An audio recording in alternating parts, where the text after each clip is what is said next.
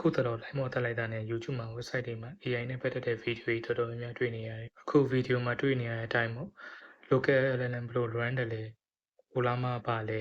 Ollama vs LM Studio တို့ဒါမျိုးတွေတွေ့နေရတယ်။ဒါနဲ့ Ollama တို့ LM Studio တို့ဆိုတာပါလဲဆိုတာရှာကြည့်လိုက်တော့ဒီလိုတွေတော့ရေးထားတယ်။အချက်ချက်ဖတ်ကြည့်လိုက်တော့ LM Studio က GUI base ဖြစ်တယ်။သုံးရတာလွယ်တယ်။ model discovery လုပ်လို့ရတယ်။ Ollama ကျော် CLI first ပေါ့။ကျွန်တော်လည်း LM Studio ကို download လုပ်ပြီးတော့မှကျွန်တော်သုံးကြည့်ထားတယ်။ Ollama ကိုလည်းသုံးကြည့်ထားပါတယ်။ Ollama website ထဲမှာဆိုလို့ရှိရင်သူတို့ support လုပ်တဲ့ model တွေကိုတစ်ခါလေးဖော်ပြထားပါတယ်။အဲ့မှာ DeepSeek တို့ Llama 3, Quant 3 တို့ Devistral တို့ Llama 4တို့ Ollama သုံးလို့ရှိရင် comment line နဲ့သုံးရတာဖြစ်တဲ့အတွက်ကြောင့်မို့လို့တချို့လူတွေနဲ့တိတ်ဆင်ပြေမှာမဟုတ်ပါဘူး။ကိုယ့်ရဲ့ကိုရှင်းသုံးပြီးတဲ့နောက်မှာတော့ကျွန်တော်အထင်ကတော့ LM Studio ကလူအများစုနဲ့ပိုကိုက်ပါတယ်။ဘာလို့လဲဆိုတော့ LM Studio ကသုံးရတာပိုလွယ်တယ်။စက်ထဲထွင်းမိရတယ်တခါတည်းတန်သုံးလို့ရပါတယ်။တချို့ကမေးတယ်ဘာလို့ ChatGPT မသုံးဘဲနဲ့ကိုယ့်ရဲ့ laptop ကွန်ပျူတာထဲမှာ AI ကို download လုပ်ပြီးဘာလို့သုံးနေရလဲ။ ChatGPT တို့ Gemini တို့ Cloud တို့ DeepSeek တို့အဲ့ဒါတွေကကျတော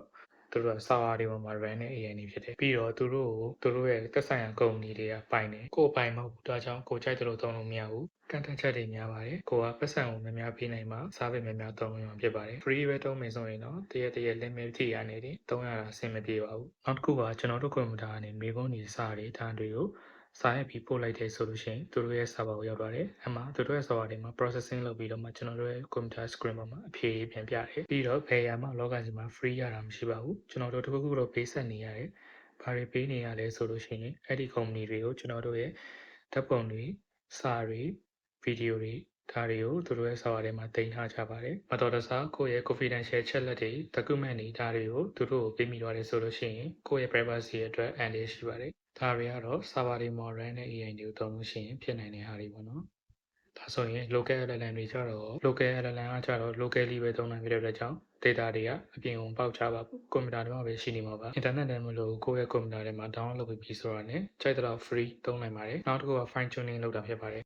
fine tuning ဆိုတာ model တစ်ခုကိုကိုယ့်ရဲ့စိတ်ကြိုက်ပြန် train အောင်ပြောတာဖြစ်ပါတယ်ကိုက research လုပ်မှလားကုတ်တင်လုပ်မှလားဒါမှမဟုတ် chatbot ပဲလုပ်မှလားကိုယ်စိတ်ကြိုက်ကိုကြိုက်တယ်လို့ train လို့ရပါတယ်ဒါကတော့ local LLM ကိုသုံးရင်ရနိုင်တဲ့ကောင်းကျိုး၄ချက်ဖြစ်ပါတယ်မကောင်းတာကြောပါရှိမလဲဆိုရင်ကိုကတော်တော်လှုပ်ရှုပ်ပါတယ် model တွေကိုရှာရတာတောင်းရတာတော်တော်လှုပ်ရှုပ်ပါတယ်ပြီးတော့ model ကြီးကို run မယ်ဆိုလို့ရှိရင်ကို့မှာတော်တော်ကျန်းတဲ့ကွန်ပျူတာရှိမှရပါမယ်အဖြေဖြေရဲ့မြန်လုံးနဲ့တိကျမှုကလည်း ChatGPT level လောက်ကြီးရောက်မှာမဟုတ်ပါဘူးဒါပေမဲ့နည်းပညာအလင်းအမြန်တိုးတက်နေဖြစ်တဲ့အတွက်ကြောင့်တချို့ဆို ChatGPT ကိုမကြော်ရင်တော့မှတူနဲ့ level နီးပါးအဲ့လောက်နီးပါးကိုတော်တော်လေးကိုရှင်းနိုင်တဲ့ model တွေရှိနေပါပြီဟုတ်ပြီဒါဆိုရင်ကျွန်တော် LM Studio သုံးလို့ရလာတဲ့တွေ့ကြုံလေးတွေကိုမျှဝေချင်ပါတယ်အမှပထမဆုံးကျွန်တော်တို့ရဲ့ official website ကနေပြီးတော့မှ software ကို download လုပ်ပါတယ်ပြီးတော့မှကျွန်တော် install လုပ်ပြီးတော့ဖွင့်လိုက်ပါတယ်ဖွင့်လိုက်တော့ဒီလို screen လေးကိုတွေ့ရပါတယ်အဲ့မှာ guide by first LLM ဆိုတဲ့ cloud လေးကိုနေလိုက်ပါတယ်နောက်တစ် screen တစ်ခုရောက်တော့ပါတယ်အဲ့မှာသူကကျွန်တော်ကို model တစ်ခု download လုပ်ခိုင်းပါတယ်အဲ့ဒါလေးကတော့ geometry 12 billion ဖြစ်ပါတယ်ကျွန်တော်ရဲ့ computer specification ကိုတစ်ချက်ကြည့်ရအောင်ကျွန်တော်မှာ RAM 24GB ရှိပါတယ် minimum system requirement ကိုဖော်ပြထားပါတယ်ကျွန်တော်ရဲ့ computer ဟာဆိုလို့ရှိရင် GPU ကဒါမကောင်းပါဘူး integrated GPU ပဲပါတာဖြစ်ပါတယ်တကယ်လို့ကိုယ်မှာ RTX GPU ရရှိလို့ရှိရင်တော့ share ချမ်းပြီပေါ့နော်စာတွေပါမဟုတ်ပုံတွေပါထုတ်ခိုင်းလို့ရပြီပေါ့နော် stable diffusion ဆိုတဲ့ software နောက်တစ်ခုတွင်ပြီးတော့မှပုံတွေထုတ်ခိုင်းလို့ရပြီပေါ့နော်ကျွန်တော်မှာတော့ integrated GPU ပဲပါတာဖြစ်တဲ့အတွက်ကြောင့်မို့လို့စာထုတ်တဲ့ဟာတွေပဲလုပ်ပြမှာဖြစ်ပါတယ်အခုဆိုလို့ရှိရင်ကျွန်တော် model ကိုတွားချတာပါတက်မှာဆိုလို့ရှိရင်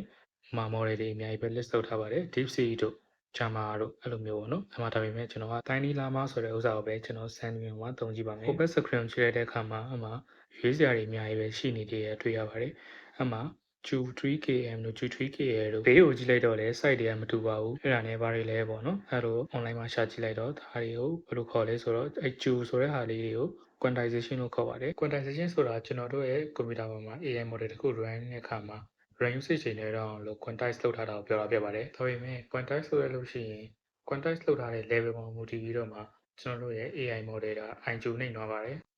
်ဥပမာ Q2 ဆိုလို့ရှိရင်အဲ့လိုပေါ့နော်ပုံတွေကလိုပဲ brain detail လေးပေါ့ IQ တော်တော်နှိမ့်ပါတယ်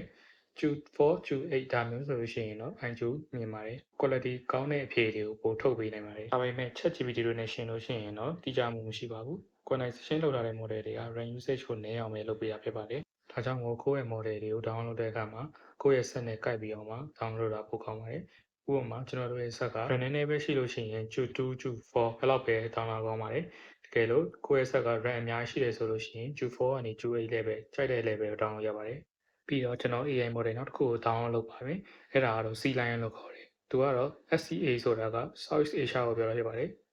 သူ့ကို train ထားတဲ့ language တွေကိုကြည့်လိုက်မယ်ဆိုလို့ရှိရင်လည်း Burmese ပါပါတယ်ဟုတ်ပြီအဲ့ဒါတွေကိုကြည့်ပြီးဆိုတော့ application ဆက်သုံးပါမယ်ဆက်သုံးတဲ့အခါမှာကျွန်တော်တို့ရဲ့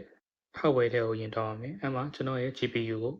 on ထားသလားမ on ထားဘူးလားဆိုတာအရင်တွက်ကြည့်ပါမယ်ကျွန်တော်ကတော့အမှ on ထားပါတယ်ပြီးတော့ Vulkan ဆိုတဲ့ backend ကိုသုံးပါမယ်ပြီးရင် runtime မှာဆိုလို့ရှိရင်လည်း Vulkan လာမှ CPP ဆိုတာတွင်ထားလားအဲ့ဒါတွက်ကြည့်ပါမယ်တွင်ထားရဆိုရင် okay ပါပြီတကယ်လို့ကိုက Nvidia GPU RTX အဲ့ဒါတွေကိုသုံးနေဆိုလို့ရှိရင် CUDA တွင်ထားပါမယ်အကုန် okay ပြီဆိုလို့ရှိရင်ကျွန်တော်တို့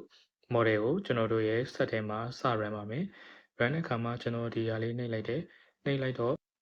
GPU offload ဆိုတဲ့ option နဲ့ရောက်တော့ပါတယ်အဲ့မှာဆိုလို့ရှိရင်သူပေးထားတဲ့ကဏ္ဍအကြီးဆုံးပဲကျွန်တော်တို့ကသုံးပါပါအဲ့လိုကဏ္ဍအကြီးဆုံးသုံးမှာကျွန်တော်တို့ရဲ့ GPU က AI ကို processing လုပ်မှာဖြစ်ပါတယ်တကယ်လို့အဲ့လိုမလုပ်ဘူးဆိုလို့ရှိရင်ကျွန်တော်တို့ရဲ့ GPU ကမလုပ်ဘဲနဲ့ CPU က processing လုပ်နေလို့ရှိရင် performance မကောင်းပါဘူးအမှကျွန်တော်တခုပြပါမယ်ကျွန်တော်က model ကို eject လိုက်လို့ရှိရင်ကျွန်တော်တို့ရဲ့ GPU RAM usage ကနေရာပြီးတော့မှ load model ကိုပြန်နေလိုက်လို့ရှိရင် RAM usage ချက်ချင်းပြန်တက်လာပါတယ်ဒီလိုဖြစ်ဖို့အရေးကြီးပါတယ်ဒါမှကျွန်တော်တို့ရဲ့ AI model ကGPU ကိုသုံးမှာဖြစ်ပါတယ်။ဒါဆိုလို့ရှိရင်ကျွန်တော်တို့ model ကိုစသုံးပါမယ်။အမှကျွန်တော်က write a story ဆိုပြီးတော့ရိုက်လိုက်တဲ့အခါမှာသူကကျွန်တော်ကိုပုံပြင်တစ်ပုဒ်ပေါ့နော်။စာရီအများကြီးရိုက်ပြပါတယ်။တော်တော်လေးမြန်ပါတယ်။နောက်မြန်မာလိုရိုက်ကြည့်တဲ့အခါမှာတော့ဘာတွေပြောမှမသိပါဘူး။နေကောင်းလားလို့မေးတာကိုမြုပ်ဆို့ထဲ့တွင်းရေတို့ဘာတွေပြားတွေပြောနေမှလည်းမသိဘူးနော်။အဲ့လိုမျိုးဖြစ်တယ်ဆိုလို့ရှိရင်ကျွန်တော်တို့ကAI model hallucination ဖြစ်တယ်လို့ခေါ်ပါတယ်။အဲ့လိုဖြစ်လို့ရှိရင် chat အသစ်ပြန်စပြီးတော့မှမေးလိုက်တာပိုကောင်းပါတယ်။အဲ့လိုအသေးစားလိုက်တဲ့အခါမှာတော့ hallucination တက်တာတော့ပါတယ်။အမှပြင်တရက်မြို့တော်တည်လာလို့မိတော့သူက Paris မြို့ဖြစ်တယ်ဆိုတာကိုတော့အဖြေမှန်ပြောနိုင်ပါတယ်။ဒါပေမဲ့တခြားဘက်ကျင်ဘာရေးထားမှန်းမသိပါဘူး။တကယ်လို့ကိုက model တွေအသစ်တွေထပ်ပြီးတော့မှရှာချင်နေရဆိုလို့ရှိရင် discover ဆိုတဲ့ tab ထဲမှာတွားပြီးတော့မှကိုကြိုက်တဲ့နာမည်ကိုတွက်ချမယ်။အမှကျွန်တော်ကတော့ Burmese ဆိုတာကိုရိုက်ပြထားပါတယ်။အမှဆိုလို့ရှိရင် model အများကြီးရှိပါတယ်။အဲ့ထဲမှာတစ်ခုခုကိုတောင်းပြီးတော့မှကိုယ်စိတ်ကြိုက်စမ်းသပ်လို့ရပါတယ်။ Okay ဒါဆိုရင် Wi-Fi ကောင်းကောင်းတနေရာရှာပြီးတော့မှ model တွေကိုတောင်းပြီးတော့မှကိုယ့်အကိုစိတ်ကြိုက်စမ်းသပ်အသုံးပြုလို့ရပါပြီ။နောက်ကြလို့ရှိရင်ကျွန်တော်ပုံထုတ်တာတွေအတန်ထုတ်တာတွေဗီဒီယိုထုတ်တာတွေဒါတွေကိုကျွန်တော်လုပ်ပြပါမယ်။ကျွန်တော်ရဲ့ဗီဒီယိုကြည့်ရတာချန်နယ်တက်တဲ့ဗိုလ်ဒူတာရတယ်ဆိုလို့ရှိရင် like and subscribe လုပ်ပြီးတော့ပါ။နောက်ဗီဒီယိုတွေမှာပြန်ဆောင်ကြတာပေါ့။ Bye bye